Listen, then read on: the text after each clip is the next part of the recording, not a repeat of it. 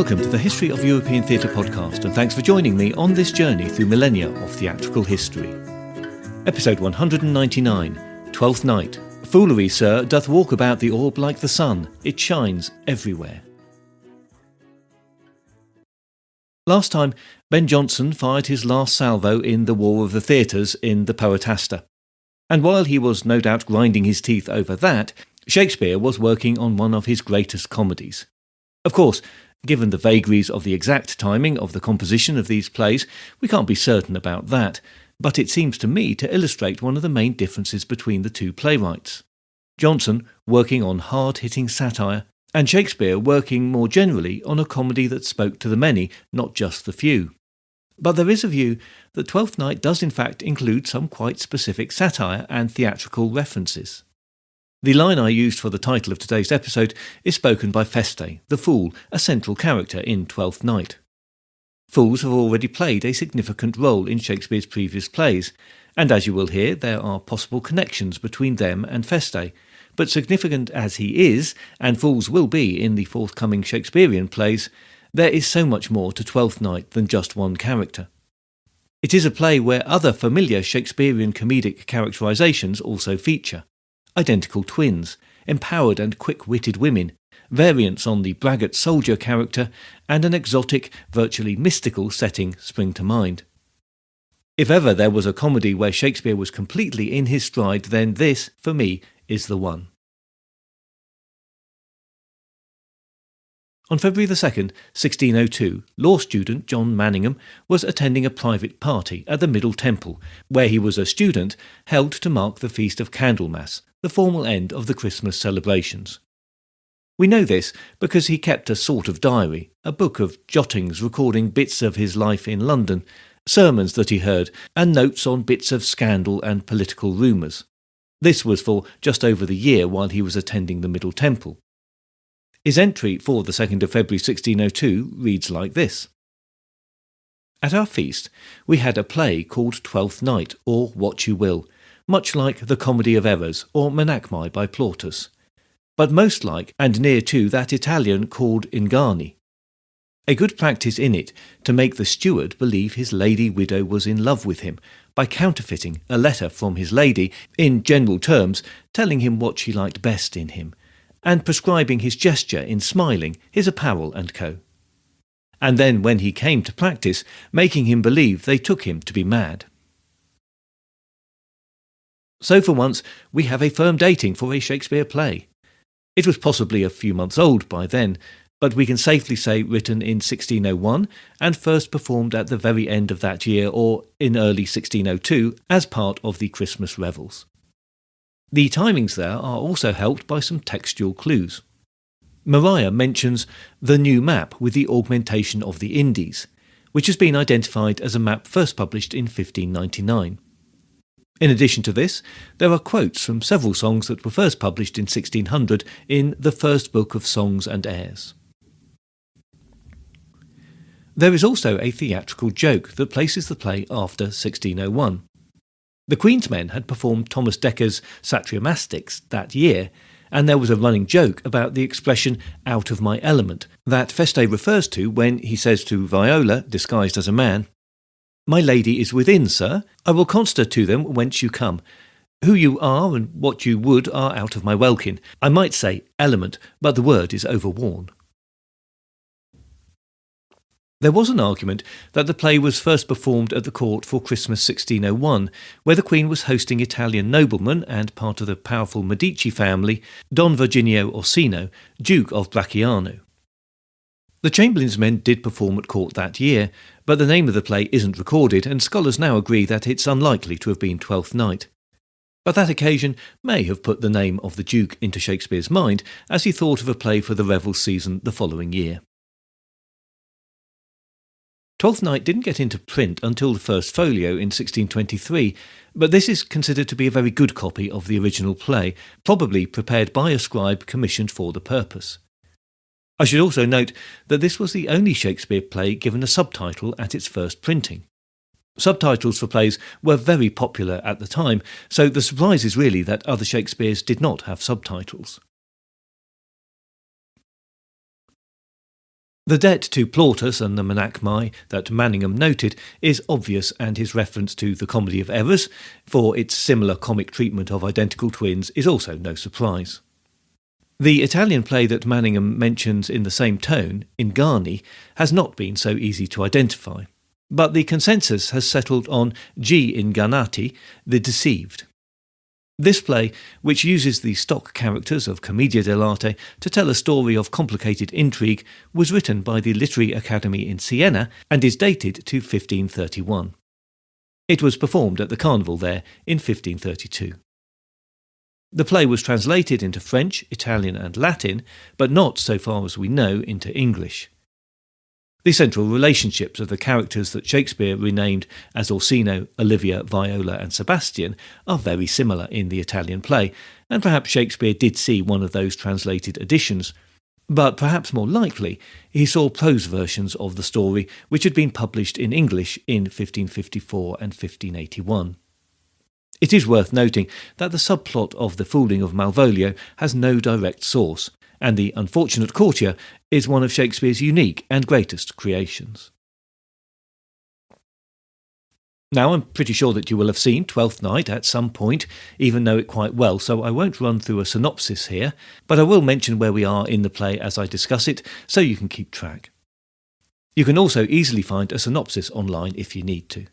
And before I start, I should say that I'm not going to cover in any detail some of the aspects of the play that I discussed just about a year ago with my guest Rachel Anstad. Rachel wrote an encyclopedia and dramaturgical handbook to accompany Twelfth Night, which is a very useful volume for anyone looking closely at the play.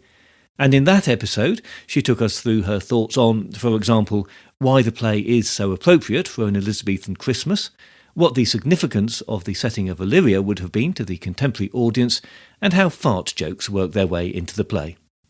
It would be a good idea to listen to that episode or re-listen to it in conjunction with this one.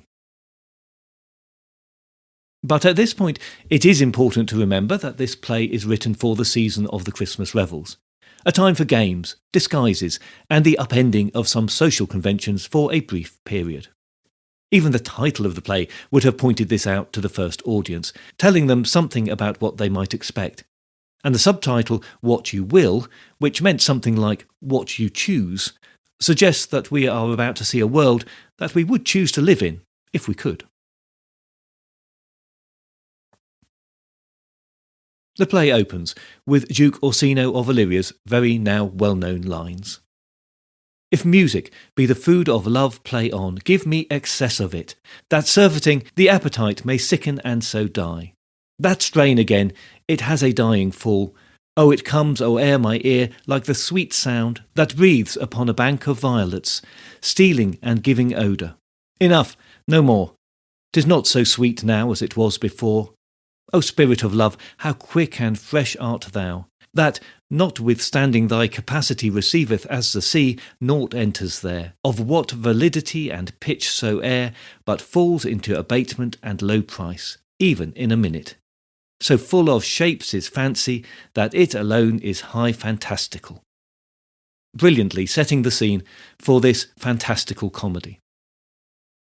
We soon learn that the object of Orsino's desire is Olivia, a countess whose father and brother are now dead, and so she heads her own household, inhabiting that rather strange position that widows held at the time, it being just about the only time a woman might have command of her own wealth and resources, including people. Orsino's language is beautiful, but in time we realise that he is more in love with the idea of being in love rather than with Olivia specifically, although that is something that even he, perhaps, does not realise. Olivia's position as a widow and head of a household is absolutely central to the plot and the conceit of the play, because it allows others, from the Duke to family members to her steward, to gravitate to her and to have designs on her position and her fortune. When the shipwrecked Viola is introduced in Scene 2, her social position is also established. She has money that she can give to the sea captain, so she and her presumed drowned brother are at least reasonably well off, perhaps they're even gentry, even minor nobility. But she decides that she should seek a position with the local count, while she works out where she stands in the world after the shipwreck and, presumably, loss of possessions. With the assumed death of her brother, there is perhaps uncertainty about what her position would be on her return home. Questions of the social position of women link these two characters in the play. Viola's choice to disguise herself as a eunuch would also have struck a chord with the first audience. Eunuchs were well known to be in attendance at courts, particularly foreign exotic courts, and they carry the suggestion of unobtainable sexual desire. Older ruling men like Orsino would not have been thought any the worse of for maintaining eunuchs and giving them positions at court. Even close and physical friendships could be tolerated as long as the object of the ruler's affections did not become too powerful politically. So Orsino's eager liking for Viola disguised as Cesario, the eunuch, would not have seemed out of place, but would have pointed out further that Orsino was a strange, foreign, and perhaps a rather foolish ruler in English eyes. As the play progresses, we see that Sir Toby Belch, Olivia's kinsman, has brought his friend Sir Andrew Aguecheek to woo Olivia, with the aim of marrying her so that he can, via Sir Andrew, control Olivia and her fortune. Aguecheek is, from the off, obviously far too foolish to stand any hope of success with Olivia, as he admits himself when he says, "Faith, I'll home tomorrow, Sir Toby. Your niece will not be seen, or if she be, it's 4-1 she'll none of me." But he is so weak that Sir Toby can convince him otherwise, and of course his attempts to ingratiate himself to Olivia are comically pathetic. The relationship between the two knights is more complicated than it might sound.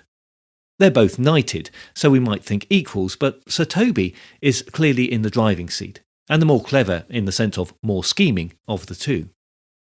Sir Toby is a knight thanks to his aristocratic family, whereas Sir Andrew is referred to as a carpet knight, meaning that he was knighted for funding some social good deed, like a building project or a charitable endowment, but certainly not from his position at birth or on the battlefield. Carpet knights were to become very common and much ridiculed as King James elevated his Scottish and other supporters, and found it a useful way of increasing his treasury. But that was a few years away yet, and so we can see that even under Elizabeth the practice was ripe for ridicule. That ridicule is of course set up by their very names. Andrew means strong, the opposite of what he is, and Aguecheek suggests a flushed and ruddy look to him. Sir Toby's surname is even more obviously comic and suggestive of character. He is the inheritor of a combination of the braggart soldier from Roman comedy and the zany from Commedia dell'arte, and a literary cousin to that other Shakespearean knight, John Falstaff. Sir Andrew and Sir Toby, as their names suggest, fit very neatly into the types of characters that Jonson, Dekker, Chettle and others were putting onto the stage at the time. The difference, as I mentioned before, being that for Shakespeare this was not obviously personal satire, and the setting was not London, but the mysterious Illyria. With the last scene of Act 1, Olivia falls in love with the disguised Viola, who has come to her to argue Orsino's suit. Here we get the introduction of Feste, Olivia's fool. Feste is another character who serves to blur the social boundaries. He is part of Olivia's household, and he knew her father, so he might have been there for a very long time. But he's not a servant in the way Malvolio is, Malvolio who thinks he should be above Feste socially. Feste can leave Olivia's house and appear at Orsino's court, where he seems to be part of a semi-itinerant set of hangers-on around the Duke. As the house fool or jester, he can speak plainly without fear of censure, and all of those elements result in some of the lines in Shakespeare that require most examination and evaluation. Although much of what Feste says could be taken as meaningless foolishness, most, if not all, in fact contains allusions and references to classical literature, social customs, or religious thinking, and some are just outright verbal puns. At his least subtle, for example, he can joke and boast about the size of his own genitals, when saying to the maid Maria about the likelihood of Olivia punishing him for his absence, "Let her hang me. He that is well hanged in this world needs to fear no colours." In addition to the cruder reference, he is punning on colours, meaning military banners, and collars, the noose used for hangings. And he spends plenty of time showing off his own intelligence in lines like this. misprison in the highest degree. Lady, calculus non facit monachmum. That as much to say as, I wear not motley in my brain. Good Madonna, give me leave to prove you a fool. The Latin there is a proverb that translates to English as, the cowl does not make the monk, meaning that appearances can be deceiving and that not everybody possesses the inner qualities that their outer garb might suggest. It's a concept that is seen in many Shakespeare plays, and Feste is throughout dexterous in his language and sweet in his song. Shakespeare was making good use of Robert Armin's talents here. No doubt some of the comic lines were of his making, not Shakespeare's, and his singing of songs like the lively O Mistress Mine, a song about enjoying love while young, sung to the drunken, sad and ageing Sir Toby and Sir Andrew, captures the dual mood of the play in microcosm, as does surely one of the most effective songs in a Shakespeare play, Come Away Death, a song about unrequited love rendered to Orsino in melancholy mood. Now, given my poor singing voice, I'm just going to recite it for you here, which does mean that it loses some of its impact. So do go and search out the many different recordings of the song that you can find online. I particularly like the Robert Quilter version, or there's another fine version as part of the 3 Shakespeare songs by Brahms. Come away, death, and in sad cypress let me be laid. Fly away, breath, I am slain by a fair cruel maid. My shroud is white, stuck all with you. Oh, prepare it, my part of death no one so true did share it. Not a flower sweet on my black coffin let there be strewn. Not a friend greet my poor corpse where my bones shall be thrown.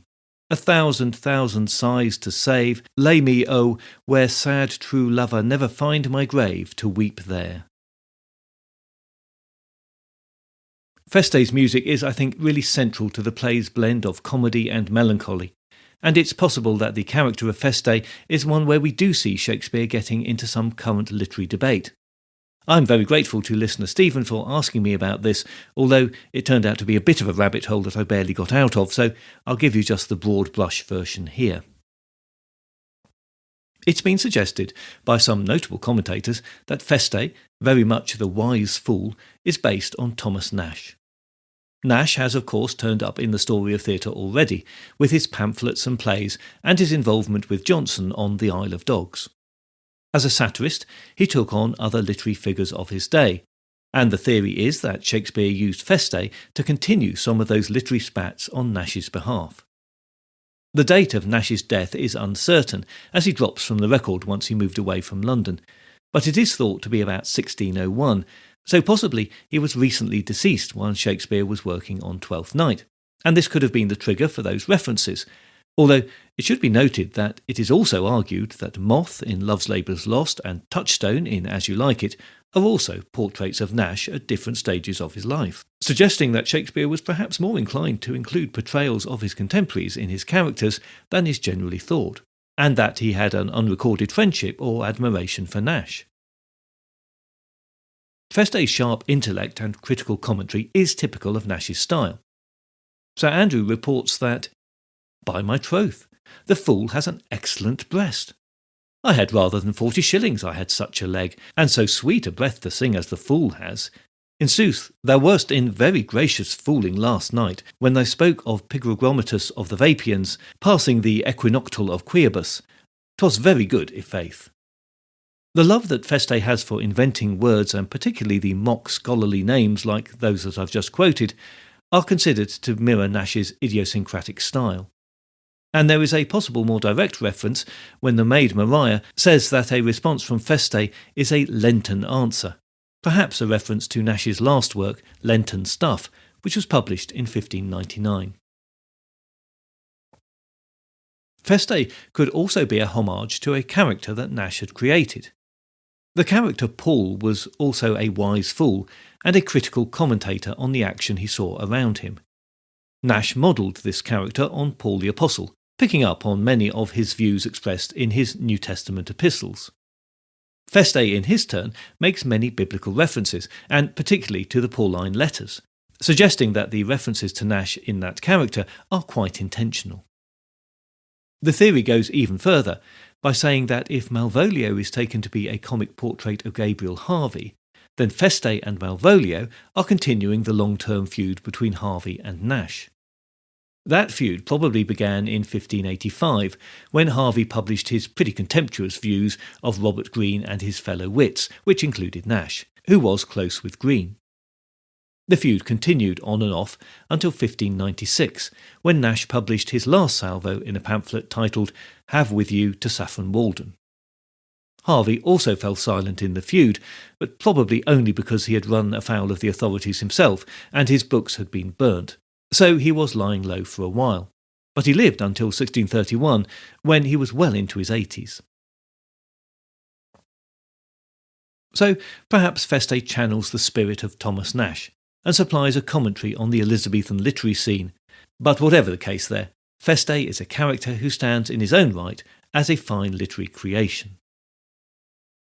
Speaking of which, Malvolio, Olivier's steward, is central to the subplot of the play, although the two plots are so equally balanced it hardly seems fair to call it by that name. Malvolio is a character who does a lot of the heavy lifting when it comes to the ideas of turning social norms on their head in the play. He is the ambitious steward, who is easily led to believe that his mistress can have an interest in elevating him and be interested in him romantically. It is his own foolishness that leads to his downfall, resulting in his imprisonment and disgrace. Encapsulated in this one character, we have comedy and cruelty, and we also have to recognise a degree of creepiness emanating from him. Olivia is much younger than Malvolio, and he would have been a feature of her life since she was a child. Yet he thinks he can marry her and control her estate. There is something deeply unsettling about that, as there is in his final line of the play, as he exits with a flourish and says, "I'll be revenged on the whole pack of you." Olivia does say that he has been most notoriously abused, and Orsino sends men after him to entreat him to peace. But we wonder how successful that will be. It gives the close of the play a bitter note to balance the saccharine of Orsino's last speech. And that bittersweet ending is carried into the song that Feste sings as an epilogue to close the play. Again, I'll just recite this. There are fewer versions of it available online than for Come Away Death, but those you will find do try to give a sense of what it might have sounded like on the Elizabethan stage. And you really get a feeling for the melancholy of the song mixed with the jollity of the refraining lines. So, alone on stage, Feste sings. When that I was and a little tiny boy, with a hey, ho, the wind and the rain, a foolish thing was but a toy, for the rain it raineth every day. But when I came to man's estate, with hey, ho, the wind and the rain, 'gainst knaves and thieves men shut their gate, for the rain it raineth every day. But when I came, alas, to wive, with hey, ho, the wind and the rain, by swaggering could I never thrive, for the rain it raineth every day. But when I came unto my beds, with hey, ho, the wind and the rain, with tosspots still had drunken heads, for the rain it raineth every day. A great while ago the world began, with hey, ho, the wind and the rain, and that's all one, our play is done, and we'll strive to please you every day. We don't know if these words are Shakespeare's or Robert Armin's or were taken from a ballad book, but they do bear close relation to the themes of the play and are perhaps an attempt to fill out Feste's backstory, so being written for the play seems most likely. The song as a commentary on life is a little silly and a little sad, a sort of tragicomic commentary, and has been compared to the All the World's a Stage speech from As You Like It.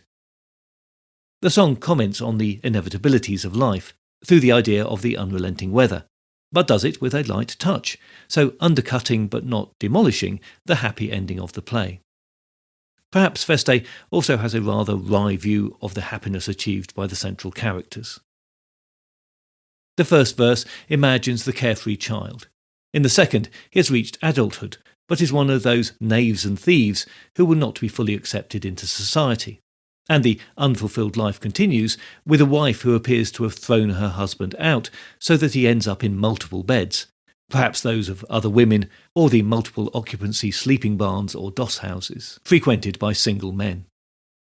The hint at drunkenness and tosspots perhaps reminds us of Sir Toby and his pals, but certainly suggests a decline into old age and addiction. But happily, this poetic epilogue ends with a promise of more good times in the theatre to come. The song concludes a play that is a celebration of misrule, disguise, mistaken identity, and practical jokes driving the plot, as it looks at how the love of power and the power of love are two very different things, but often confused. The play is full of expressions of love and desire, but these seem to be more about infatuation than meaningful devotion. Orsino's love is performative, and he never considers what Olivia's thoughts on his feelings might be as he pursues his suit, disrespecting her period of mourning. And then Olivia mirrors, or rather matches, Orsino's behaviour in the way she falls for the disguised Viola. Despite Viola's several hints about her true nature, Olivia fails to notice the disguise, her own lusts blinding her to the truth that Viola will never consent to be hers.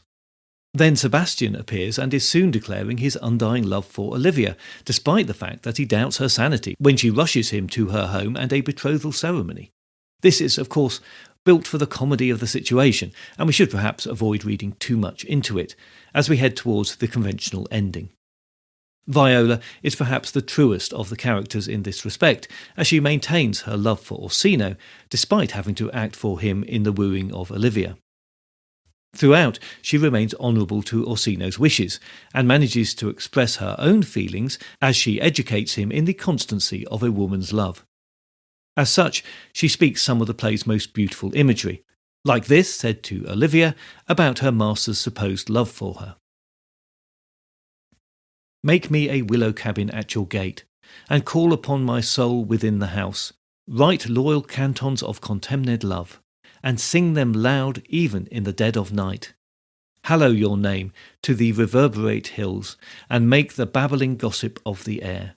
Cry out, Olivia, oh, you should not rest between the elements of air and earth, but you should pity me. It's really no wonder that Olivia falls for Viola in disguise. Compared to Orsino's efforts, this seems truly heartfelt and spontaneous.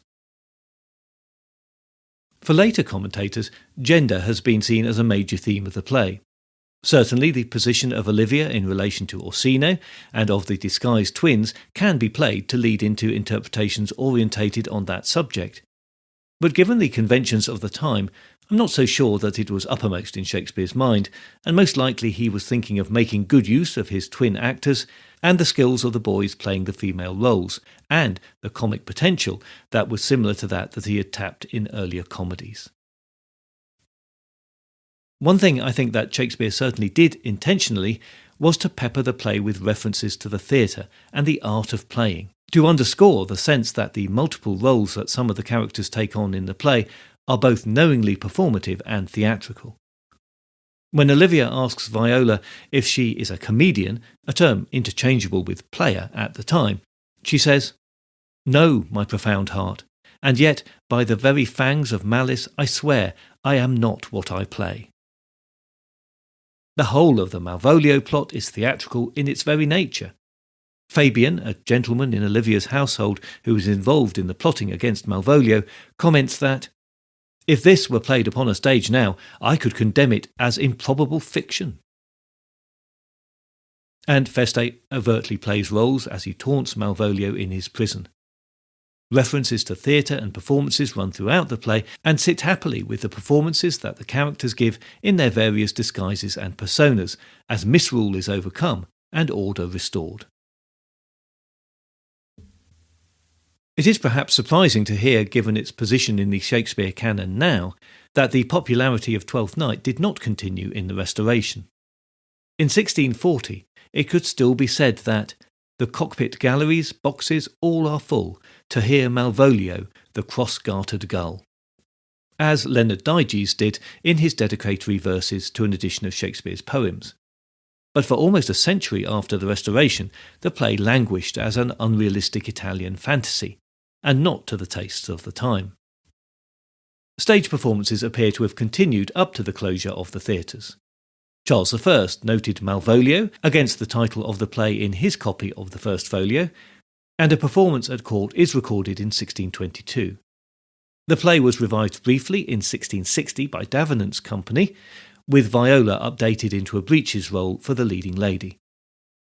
Its last recorded performance in the period was in 1669, when Samuel Pepys called it one of the weakest plays I have ever seen on stage. It wasn't until 1741 that the play was revived, but since then it's rarely been off the stage, with Malvolio and Viola attracting leading actors. The play has also attracted the attentions of leading stage designers, as its fantastical setting and feel allowed for imaginative and expansive stage settings. Again, there are too many memorable productions to list as even a representative sample. But the Shakespeare Globe production from 2012 is of particular interest from a theatre history point of view, with its all-male cast on the stage of the reconstructed Globe Theatre, with Mark Rylance playing Viola and Stephen Fry as Malvolio. And it is also a very entertaining production. By 1765, Dr. Johnson could point out some exquisite humour in the play, but still bemoaned its lack of realism and credibility. It was the Romantics who championed the play almost unreservedly and restored its position. The Victorians also liked the play. The passive nature of Viola as a comic heroine was appreciated by those who liked a moral tone to their entertainments, and Malvolio and Feste began to be seen as more important characters in the play than they had previously.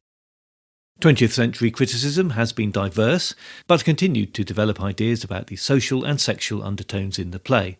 Some commentators going as far as to compare Twelfth Night, thanks to its mix of comedy, fantasy, cruelty and melancholy, to Shakespeare's later, less definable plays.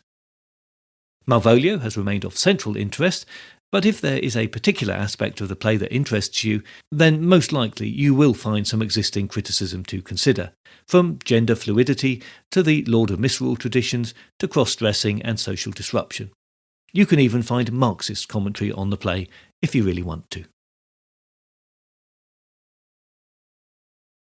When considering and rewatching Twelfth Night, one of the most impressive things I was reminded of was the way the play blends comedy and cruelty, and the way that the Malvolio subplot is Shakespeare at his most Johnsonian. Shakespeare must have known Jonson's comedies well, having performed in them, perhaps been involved in selecting them for performance at the Globe, and also maybe just as a friend. And surely the portrait of Malvolio is, without being specific, a nod, if not a homage, to Jonson. But for me, what I really find most beguiling about the play is just the way the language, the plot, the story and the characters all flow. This is fanciful, but I can only think that this play came from Shakespeare's pen with an ease that even he found surprising. I can only imagine that he wrote the last lines and sat back with some wonder at his own abilities. It is certainly my favourite Shakespeare comedy, and one that I know I will return to again and again. In fact, at the time of publishing this episode, I will be off to see my next Twelfth Night at the weekend. And once more, I can recommend A Bawdy Twelfth Night by Rachel Anstad, which has again been at my side while thinking about the play. And do take a listen to her thoughts on Twelfth Night, which you can find as episode 150 on the podcast archive.